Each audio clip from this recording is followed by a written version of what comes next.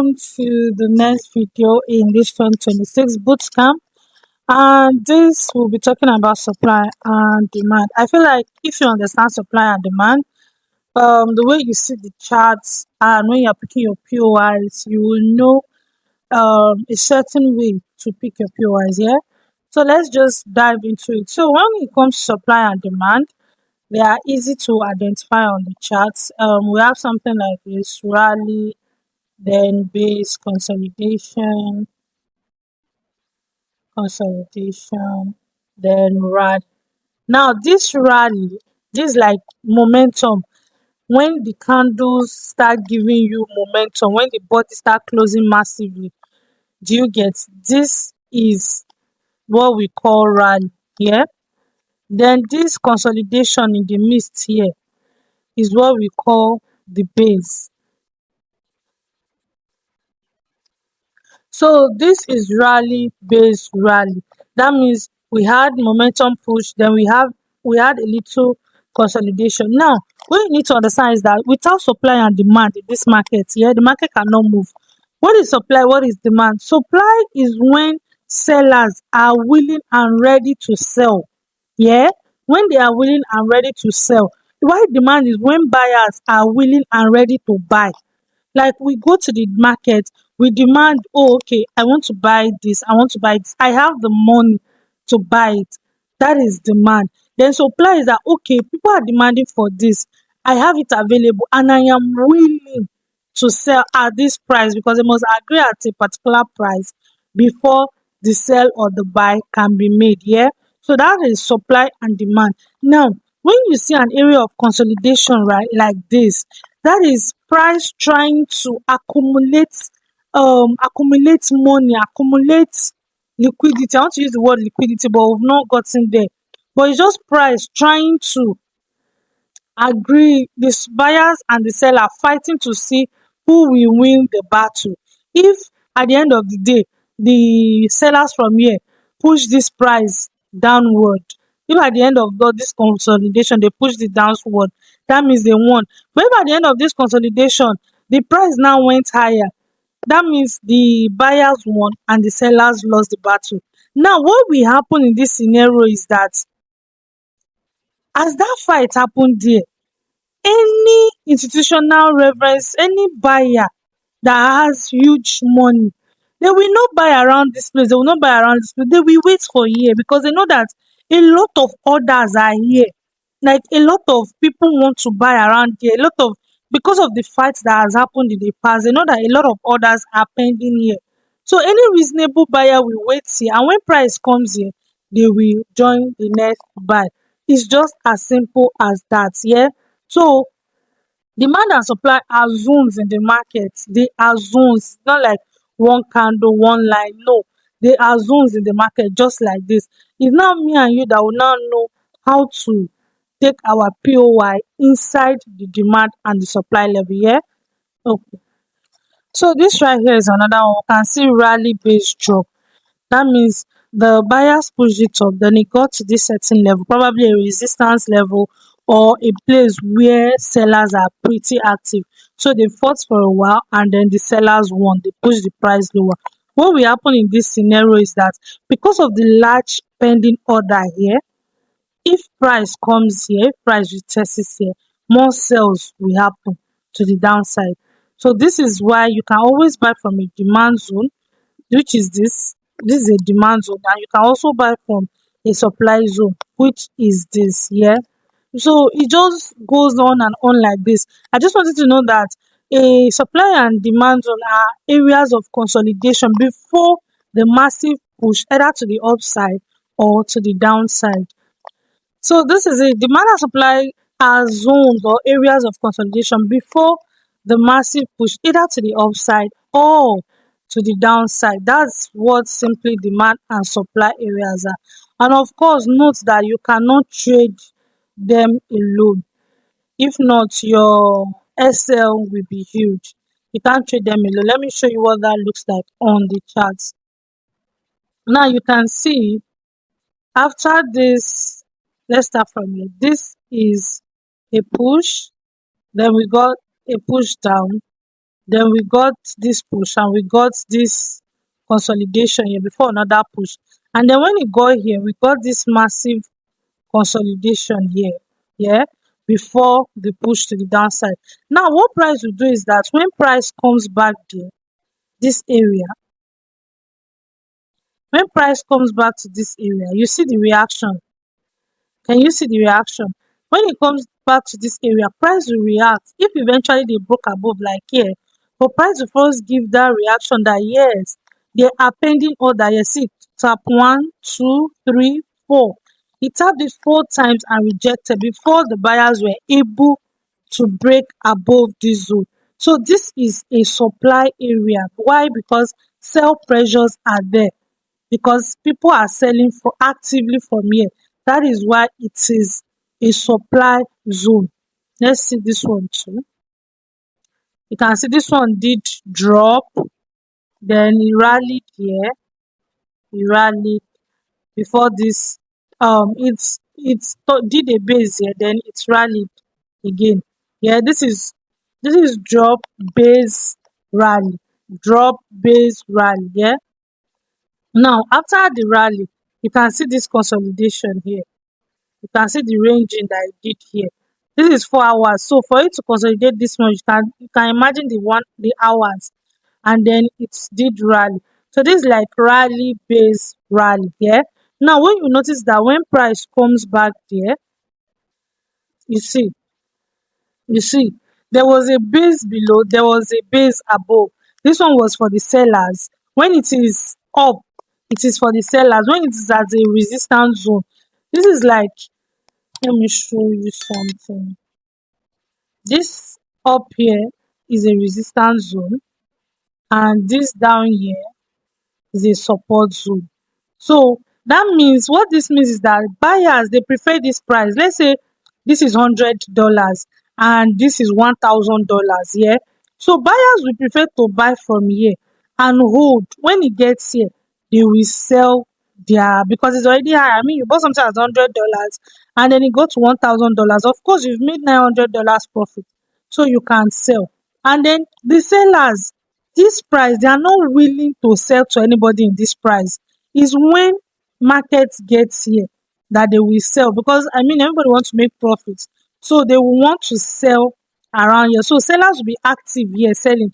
But you know that these things we are not buying physically, it's the contract we are buying.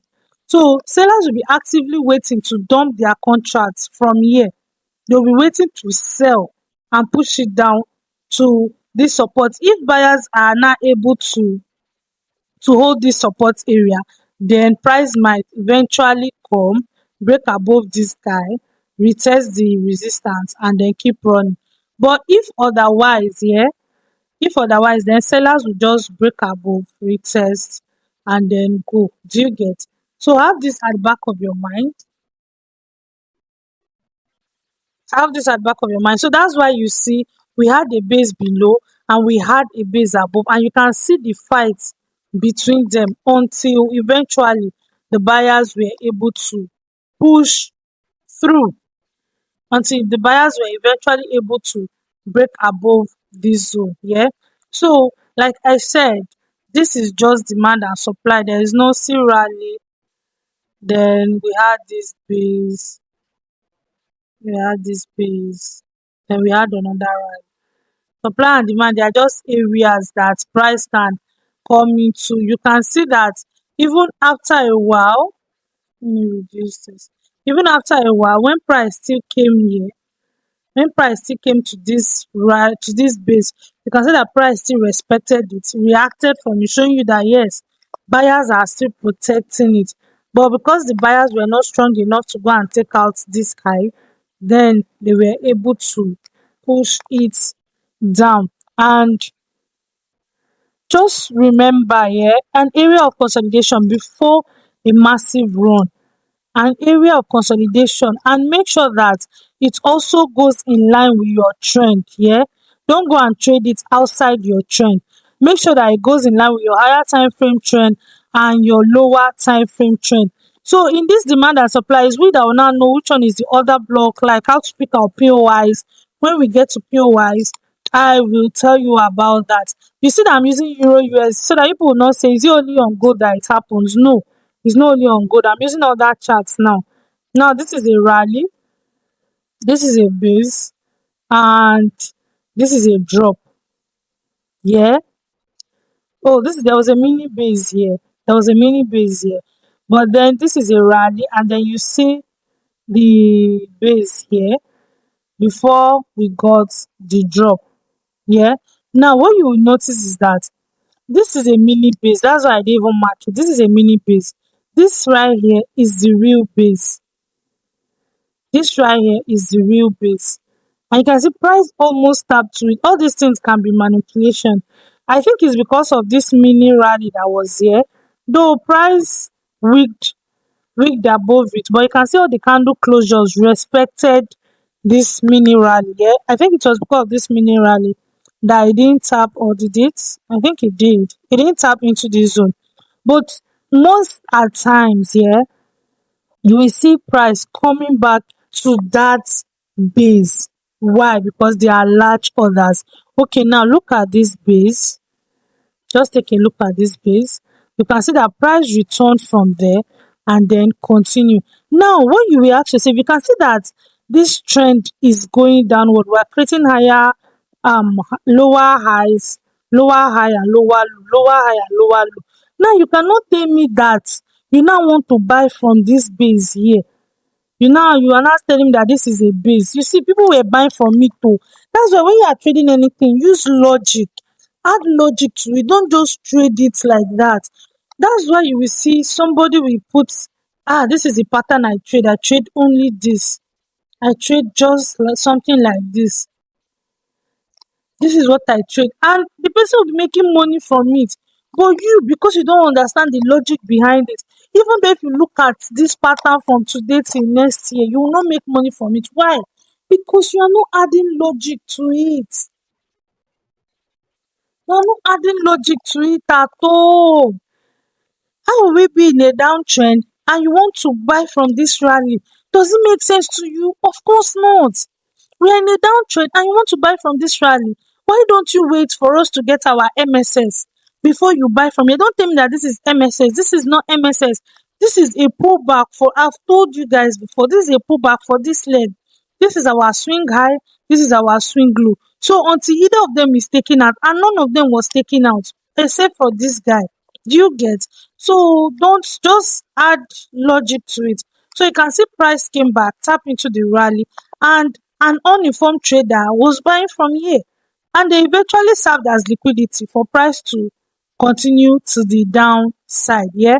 Was it a base? Yes. But what was the logic behind your buying? I mean, this was a base. See, this was a drop, and then we got this consolidation right here, and then we got this rally back. Yeah. So it's a base. But ask yourself, what trend is the market in? Once you understand that the market is in a pullback for this leg, remember what I told you guys in our swing high and swing low. This is our main leg. This is our swing low. This is our swing high. So every other thing you are seeing is internal. Since we have been buying from here, we bought from here, took out this side, we pull back, we bought again. So everything you are seeing here is a pullback unless this low is taken. And inside that pullback, you can see we've not gotten 15 minutes. Okay, this is 4 hours. Maybe if we go lower. But here, we've not gotten a 4 hours change of character. This is where 4 hours change of character happened. Now, you can, from here now, you can be looking for the base of buys. Do you get? You can be looking for the base for buys and not the supply zone. You can be looking for the demand zones after that. But I know that if you had gone to the 15 minutes, looking at this tiny structure here, if you had gone to the 15 minutes, you would have gotten your change of character here. Yeah. But now this change of character can be for this pullback, can be for this leg rather. It can be for this here, this high, and this low. So as the worst, you still need, because okay, you check the POI is coming from. It did not touch this rally. If it had touched this rally, I would have said probably we enter aggressive. But it didn't touch this rally. I think it just missed an entry by a few pips here. So if you had use the 15 minutes, you would have gotten a confirmation entry, and then you would have probably taken your TP at this liquidity zone. Don't worry, our next topic is liquidity. Taking your TP at this, because we don't know if it's going to take out this high or not yet. Yeah. So from there, you can be trading your rally base until this guy. So you can see the drop, and then you can see the mini base. You can see the rally. We got another base rally. We got another base rally. And then you can see the base that led to this move. Price came back to it and then ran to take out the liquidity. Do you see what price did? Almost at your take profit, and then it came back because they were still pending orders to be taken here. And so it came back, took it out, and yeah, we went. So this is it about supply and demand. It's nothing. Just look for areas of consolidation, better on the higher time frame, because 15 minutes and lower time frame can be confusing. So best to pick your supply zone from 1 hour, 4 hours daily. Yeah, best to pick. You can see now that I use Euro US so that people will not say it's only working on gold chart. Most of the charts examples I'll be using different pairs. This supply, I think I took a trade on gold, but I don't want to go to gold. Let me show you guys. I took a trade on gold. I think I've shown you guys before that I said when we enter supply and demand, I took a trade using that supply and demand. I hope I remember where it is. Alright, so yeah, this is one that I missed here before I learned how strong this thing was. You know, when I was teaching you guys indecision candle, I told you that majority of the time, if you see this indecision candle, it can be used as an area of supply or demand. Why? Because it shows that it's an area where buyers and sellers fought, and at the end of the day, it's the person that took the lead that won. Here you can see they fought and the candle closed in a bearish manner, but then the buyers took over and led. So in this scenario, this is 15 minutes on gold. You can see we got a rally, and then we got, you can see the rejection here before we now got the rally again. We got a mini base, and then we got the rally, and then after the rally we now entered into a major base here, a major base before the next rally. What do you see price do? Naturally, of course, price is supposed to come back to our base and hold our base. But there is this minor small decision candle here that price needs to react to. Yeah, and you can see price just swept this demand. E swept this demand area. You see that all the candles still closed inside, respecting this demand zone. Yeah, you can see that the candle still closed inside, respecting this demand zone, but price swept it, tapped into this indecision candle and bought, and that's where we've been buying from. I missed this. I saw it, yeah, especially when it is at a previous resistance and it overlaps with maybe 4 hour supply, daily supply. Knock am better lot. Knock am. If it's at a former resistance, there is a daily 4 hours, daily FVG, 4 hours FVG overlapping with it, knack it. I think I've shown you guys the other one when I was teaching you indecision candle. So this is another way that demand and supply works. It can be like this. This 15 minutes candle here.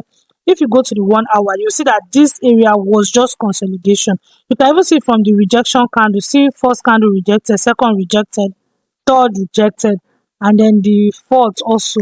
So this is simply the way. And why I told you that you need confirmation to trade supply and demand. See, imagine putting your SL below it and then your TP at this high. Your risk to reward, see it. See your risk to reward ratio 2.66. 2.66. It's too small, yeah. It's too small, and the SL is too large, yeah. It's very, very large. So it's best you use confirmation entry. When we enter entry models, I'll be able to cover it. So yeah, this is it on supply and demand. There's nothing too huge about it. For those of you, when we enter POI, I will not tell you how to break down the supply and demand, how to pick your POI inside the supply and demand. Yeah, All right, then. I will see you in, in the next video. As usual, for those of you that are not submitting assignment, don't come to my DM and ask me any question. Oh. If you don't submit assignment, that means I just take it that nobody is learning. I'm just dropping this video for future people that will learn. So if you know that you are learning, submit assignment so that when you ask me question, I will be happy to answer you. Yeah. All right. I will see you in the next video. Bye.